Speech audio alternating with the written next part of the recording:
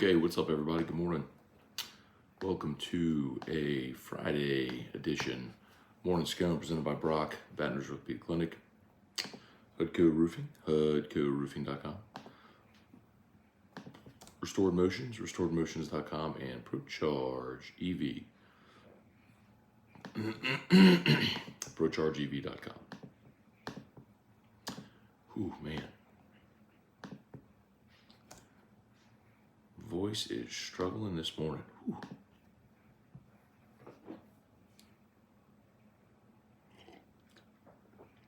Talking at a loud level at a cigar bar all night will do that to you. Okay, so Saints stay pat at 29. They take Bryan Breese from Clemson. They went defensive tackle. It was their most gigantic must. They got a really good interior player who a lot of people had mocked to the Saints, felt like the best option that was going to be available at the time, and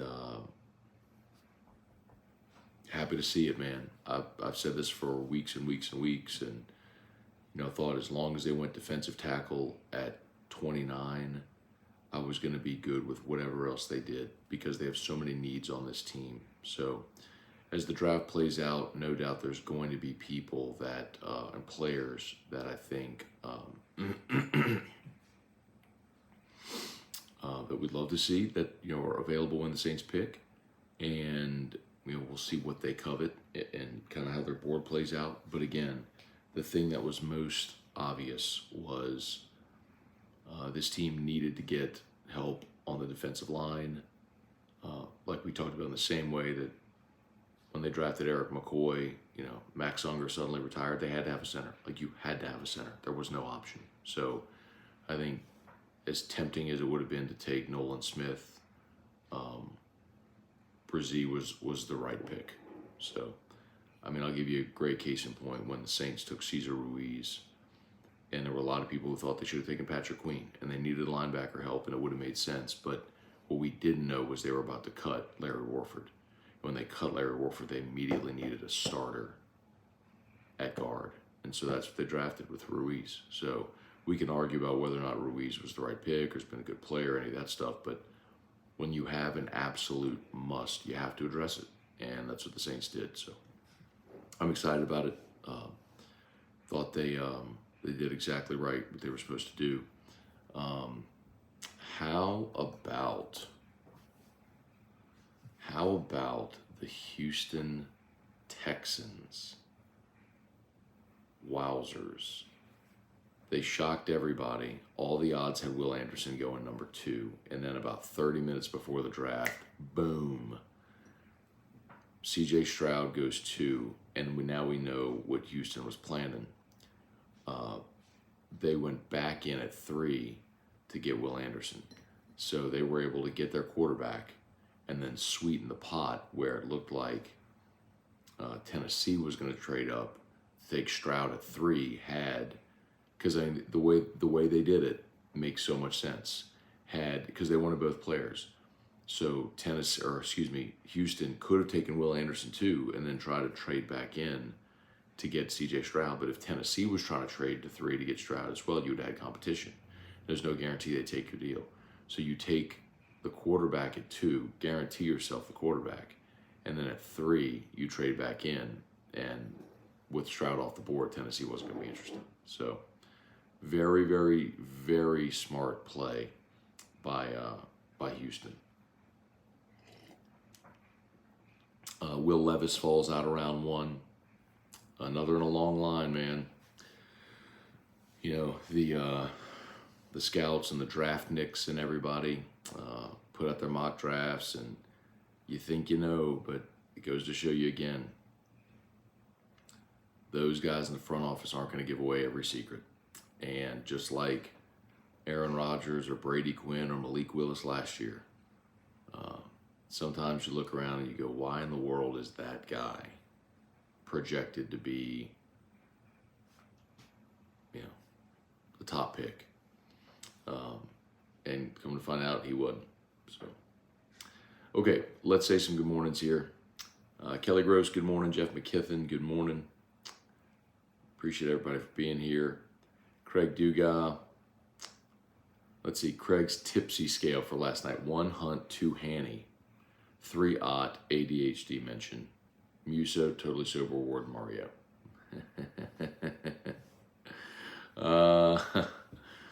Let's see. I don't know. By the end of the night, I think Hanny was certainly a little more well-served than Hunt. Jerry DeLucky, good seeing you last night. Hope the Oddfather's doing okay this morning. Jimmy had a rough night. He crushed it last year, but it feels kind of like the house had a day, or had a night, I should say. Chandler Watts, I want Stetson to go undrafted and work for Enterprise the rest of his life. Well, considering he's a 2-time national championship quarterback at Georgia, I think he'll be able to work in Athens and do whatever he wants the rest of his life and not work at Enterprise, but I understand your point. Yeah, there you go. Jerry said, hey, Craig, Hanny was ahead of Hunt last night, but the rest you nailed it. Tyler Alexander, good morning. What's going on, dude? Trivia Carter, Eric Bertrand, Trav 504, Wendell Norman, Matt Plavidal, good morning, y'all. Good morning. Nick Newbill, good morning, Matt HVL. Yeah, so Haley Van Lith picked LSU yesterday. Yesterday was a bit of a newsy day. We didn't even talk. LSU baseball tonight against Alabama opens up their series, but yeah, man, really big for.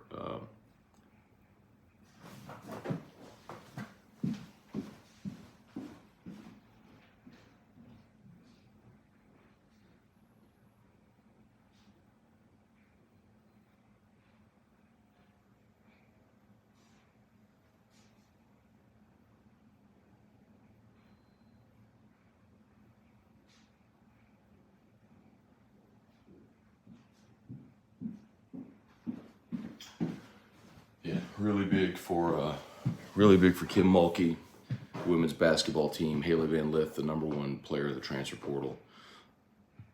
The guard out of Louisville, who averaged just under 20 points a game last year. 19.7 to be exact. She's transferring in, so she's your ready-made replacement for Alexis Morris. Kim Mulkey continues to crush it, man.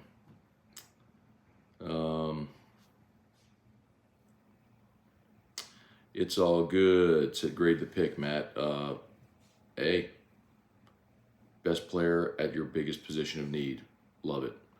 A big 6'5", 300-pound interior defensive lineman. When you had to have interior linemen, you get one that fits the prototypical mold of what you like. Big interior players. I love it. He's the guy that I picked. Mocked. Everybody has their stupid mock drafts, but yesterday on the show, he was the pick. On AFR, yesterday on the companion show when the Saints were on the clock, he was the pick. He was the pick. So,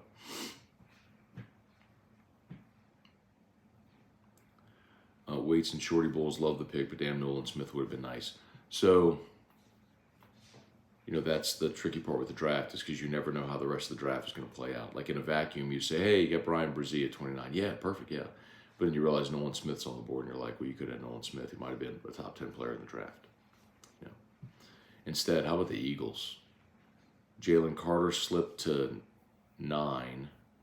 So the Eagles got Jalen Carter at 9. He might have been the best player in the draft.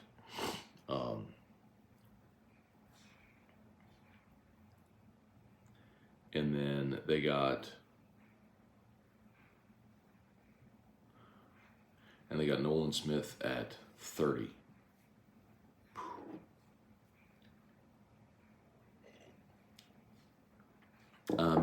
My goodness, y'all. That's a haul for the Eagles. Brought to you by Brock, Banner's Orthopedic Clinic. Hudco Roofing, HudcoRoofing.com. You need an orthopedist, Brock is there for you. Need a roof, give us a shout. A lot of bad weather supposed to be coming through the area over the weekend. I want to remind you, don't wait. Let us come give you a free, no obligation roofing inspection. Hudco Roofing, HudcoRoofing.com. Trivia. Alex Barnes, can't believe the Saints did move up for once. Oh, they will at some point in the draft. Make no mistake. Like, they will move up. Like, I think they'll use the 40th pick, and then they'll try to get back into round 2. Like, they will package later picks to move up in this draft.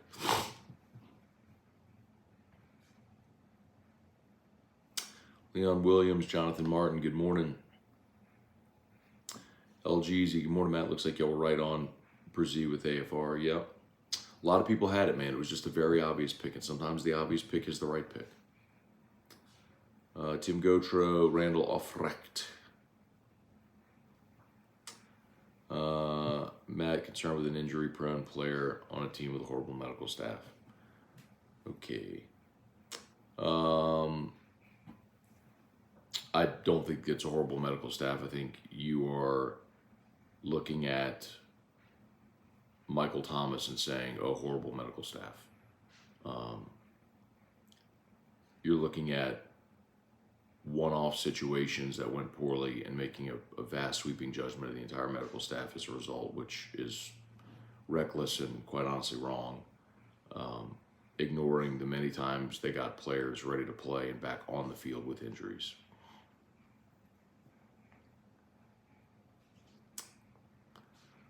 Jesse Brown, morning, Matt. What do you think the Saints do at 40? I think they'll go with an offensive player. I think a tight end or a receiver is probably what they do at 40. And considering how the draft played out yesterday, you're going to have options. There was a run on receivers in the late teens, around 20. Let's see. Yeah, so you had 4 straight receivers go. Jackson Smith and Jigba, Quentin Johnson, Zay Flowers, Jordan Addison. Boom, boom, boom, boom. So the run on receivers came. But how about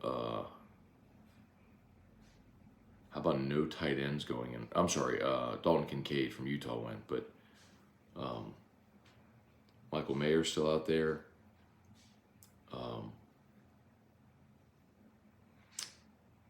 The Iowa tight end is out there. Darnell Washington's out there.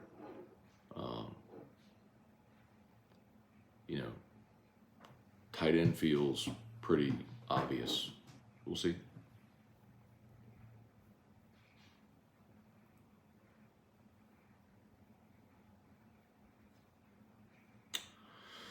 Gary Hatch, good morning, Scone. Spot on pick on defensive tackle for the Saints. Go Tigers. Get after Bama this weekend.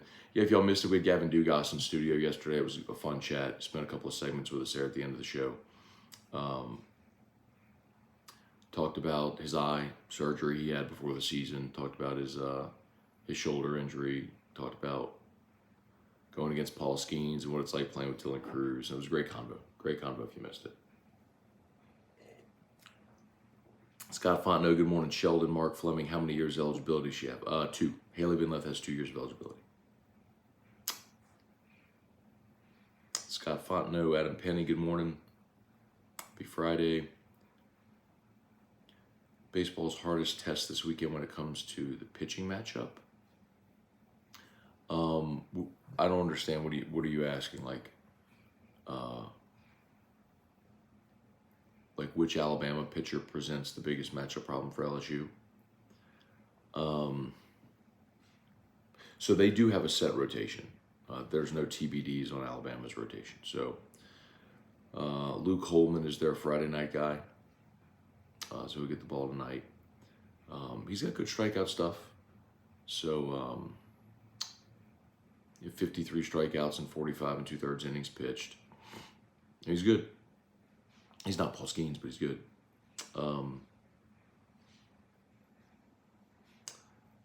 Garrett McMillan is a senior righty who'll go on Saturday. And then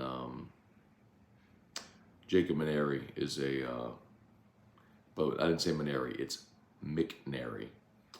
He's a graduate transfer. That's their Sunday guy. So they're all good, man. It's weird statistically.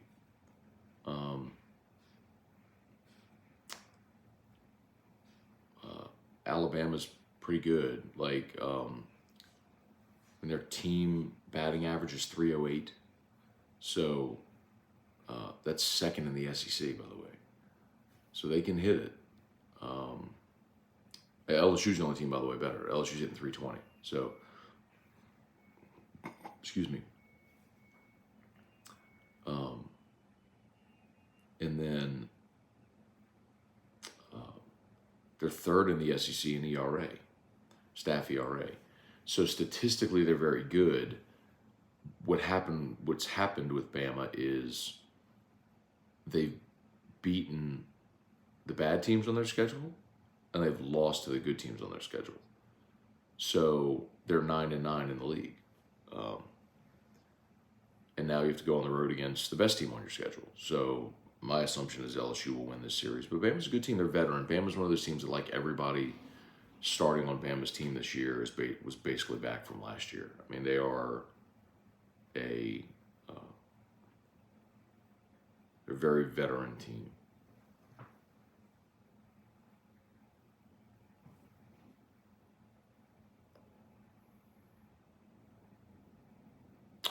Ransom Answag, good morning, Matt. Ika at 40. No, I don't think you're going up Ika at 40. You got your big defensive tackle. I'm not saying you won't draft another one, but not at 40. Pat Huseman, good morning. Leon, love the Breese pick and speed, size and speed. Thought we'd make a play for Jalen Carter. You know, they may have, which we don't know. And I don't think they'll take Levis. I don't. Mark Allen, interesting debate between you and Hanny last night. Yeah, I mean, like, so if you're interested, you can go to the very end of the companion show last night, and Hanny and I were debating the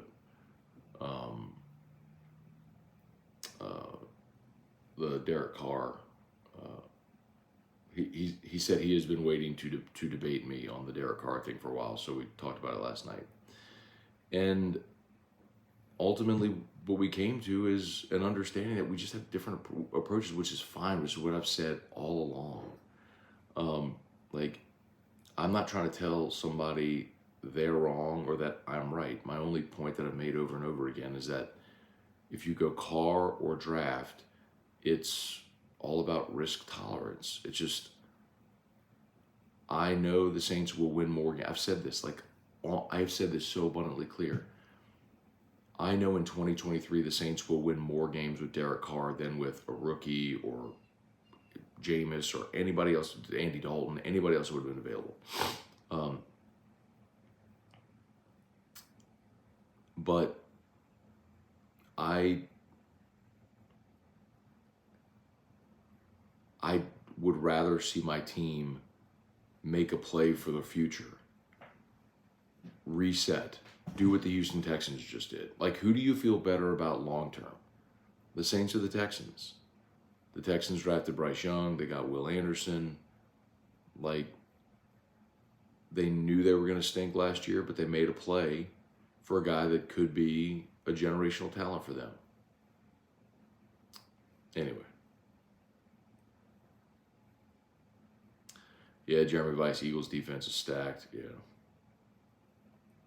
Jesse Brown, Haley Van Lith. Does that make LSU the favorite to repeat as champions? Yeah. Let's see, Houston and Eagles won the draft round one, in my opinion. Yeah, that's fair. I mean, they both got great value and got great players. I think Houston got, you got a great quarterback in C.J. Stroud. You got the best defensive player in the draft in Will Anderson. Yeah.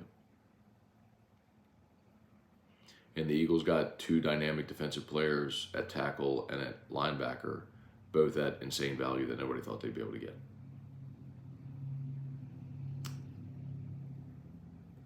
Brady Smith, morning, Matt, love the pick. His potential is high as any defensive tackle in the draft. Hope he can bounce back from off-the-field issues he's dealt with the last 2 years. Yeah, and you know what, Brady? Like, I don't think the Saints make that pick if you're concerned with, with off-the-field stuff. That's why you go through the whole pre-draft process, and you host guys on visits and all that sort of stuff.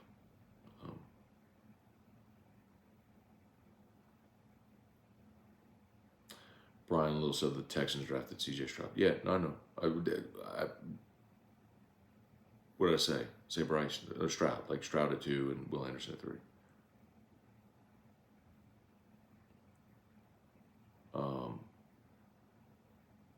You'll have to forgive me. Like, yesterday was a long day. There's a lot bouncing around my brain.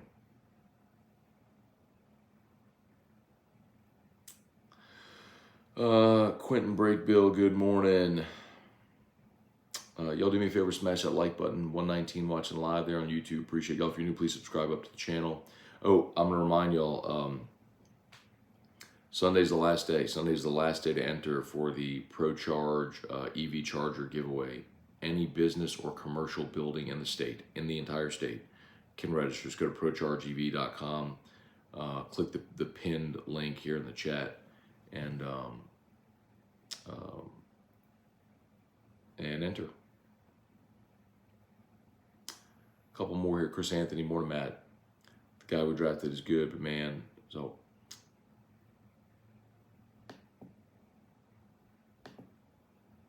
It's always great SEC players sitting there like Nolan Smith. Yeah, like, you're not drafting Nolan Smith just because he played in the SEC. I mean, do you want to talk about the great Clemson defensive players in the NFL right now? Come on. Like, they did what they had to do. Dustin Thiels, good morning. Bubba Smith, Brian Lill, Gary Atchison. You work hard, have another cup. I'll have a few. Last night was a long night, long day. I mean, AFR, and then a long day, AFR, and then straight over to Don Juan for a 4-hour broadcast.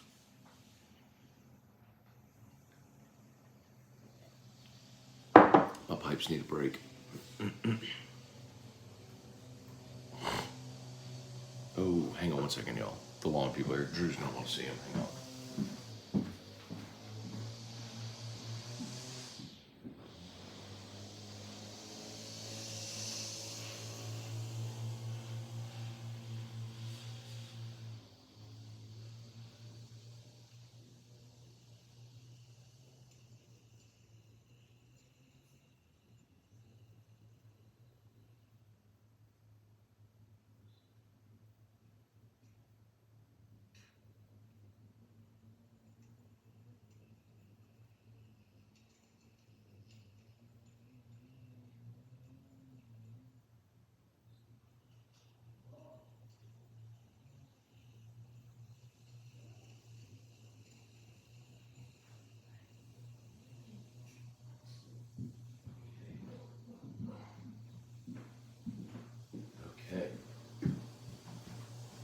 Y'all have no idea.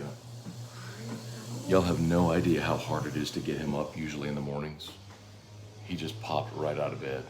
Hot. I was like, Drew. The lawn crew is here doing the yard. And he loves to just look at the window and watch them with the weed eater. Like, he watches weed eater videos on YouTube, and like, you know, the backpack blowers, he watches those videos on YouTube all the time. So like normal, like I have to start getting him up at 8, like turn the sound machine off in his room, turn on the lights, and still it's like, it's 10, 15 minutes before I can get him to stir and get out of bed. So like, as soon as I turned it off, I was like, Drew, is he here? He like opened his mouth. Oh. He's like up right over. Oh man.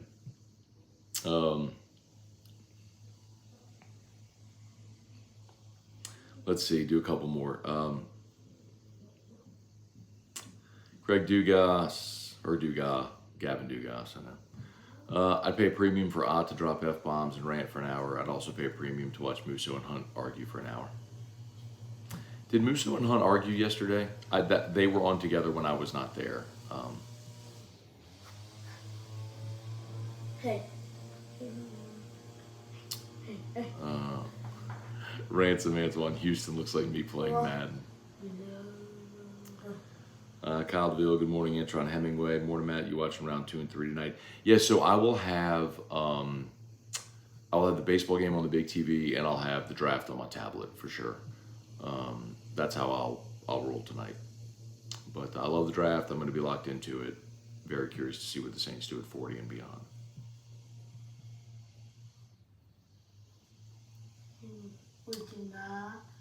Matt Lusto.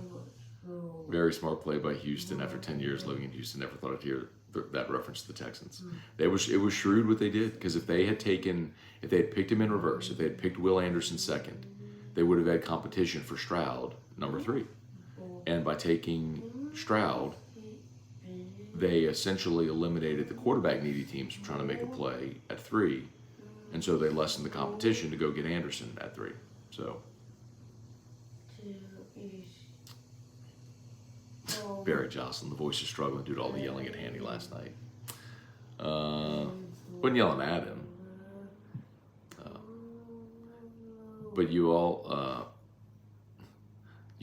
know you got someone whenever at the end of the argument they embellish your point of view, which is what Handy did. Well, yeah, you you say it's a lock that they're going to win. So I said, never said that. Never said it's a lock. I said, you're giving yourself a chance.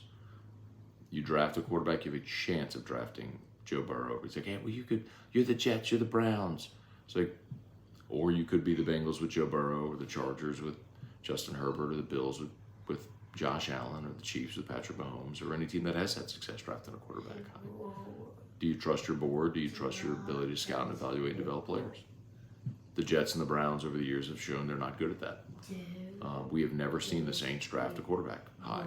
They have not drafted a first-round quarterback since Archie Manning, the only one in history. So at some point, you're going to have to do it.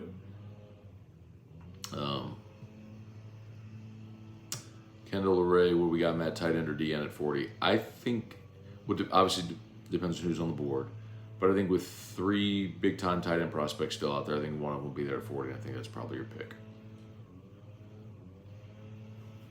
O-line at 40 could work as well. Irfan Sayad, good morning. Okay, y'all, it's 8:02. I got to get rolling. What's up, Cliff Nelson? Great time. Best seat in the house is next to the Outfather, waiting for his picks to hit or miss. No doubt. The emotional roller coaster watching Jimmy Ott sweat out his bets is a tradition unlike any other. Pat Usman, Sal Powell interview was cool. Great job. Thanks, Pat. Appreciate that. Is Kim building a dynasty? I think so. Trivia is just trying to change the subject. Asking about Haley Van Lith, asking about LSU baseball. Sorry, Trivia, we're done. I gotta go. All right, y'all. So I shot to Brock, Partners with P Clinic, Hudco Roofing. Need Northeast, go to Brock. Need a roof, call Hudco. ProCharge EV, link is pinned. Y'all do me a solid. Click that link. If you own a business or if you work for somebody, like I'll give y'all a heads up. Like one of the EV chargers yesterday it's installed. Remember, these are tap to pay. This becomes passive revenue for your company. Someone pulled up into the Hudco office yesterday where there's an EV charger. Someone pulled up in a Tesla into the Hudco office parking lot, charged their car. $48. $48. I mean, every business will have these in time, and if you have them now, you're winning. So, and ProCharge is giving away 3 free chargers. Sunday is the end of the month. It's the last day to enter, so click that link and enter. Okay, I gotta go. Y'all have an awesome day. I will see y'all for AFR 3. Peace.